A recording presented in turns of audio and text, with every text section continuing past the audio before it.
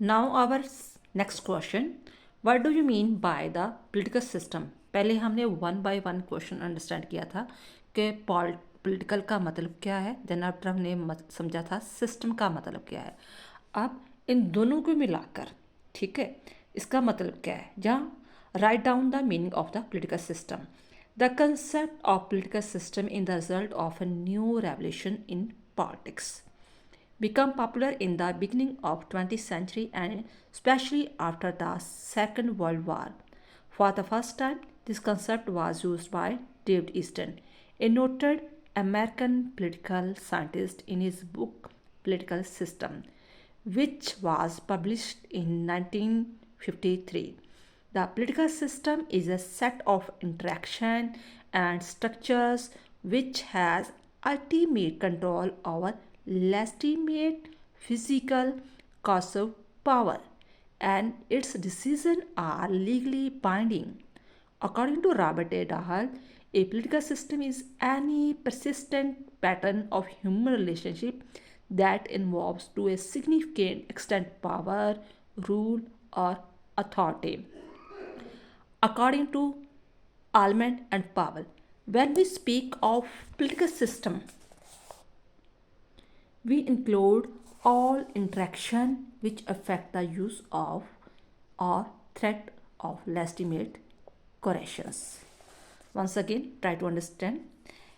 First of all, ये जो words ही है पॉलिटिकल सिस्टम, पहले पॉलिटिकल कल्चर बोला जाता था, जब पॉलिटिकल सोशलाइजेशन बोला जाता था। लेकिन ये वर्ड्स दोनों इकट्ठे वर्ड्स कब आए, जब पॉलिटिक्स में एक न्यू रेवोल्यूशन आया। कब आया? 20वीं सेंचुरी में। किसके बदौलत आया? डेविड ईस्टन की। कौन सी उसने बुक लिखी? पॉलिटिकल सिस्टम की। कब लिखी? 1953 को। क्या कहा उसने? उसने कहा अपनी बुक में, पॉलिटिकल सिस्टम में, उसने कहा कि पॉलिटिकल सिस्टम क्या है कि एक इंट्रैक्शन एंड स्ट्रक्चर है, एक set of interaction and structure है जिसके पास एक legitimate physical course of power है। पॉलिटिकल सिस्टम क्या है? एक सेट ऑफ इंट्रैक्शन है एंड स्ट्रक्चर है जिसके पास एक legitimate physical course of power है। ये मैंने पिछली वीडियो में समझा दिया था कि लेजिटिमेट पावर क्या होती है और कोर्स ऑफ पावर क्या होती है। और अपनी इस ये जो पावर होती है, इसके द्वारा जो भी डिसीजन लिए जाते हैं वो लीगली बाइंडिंग होते हैं, कि सरकार ने जो भी कानून बना दिए, जो भी पॉलिसी बना दी, वो लीगली है, हर इंसान को फॉलो करनी ही पड़ेगी, हर सिटीज़न को, चाहे उसे वो पॉलिसी अच्छी लगती है या नहीं लगती है, कानून उसे अच्छा लगता है या नहीं लगता है। लेकिन फिर अंदर अपने स्पिरिचुअली उसे चाहे ना अच्छा लगता हो, लेकिन फिजिकली तौर पर उसे ओबे करना ही पड़ेगा।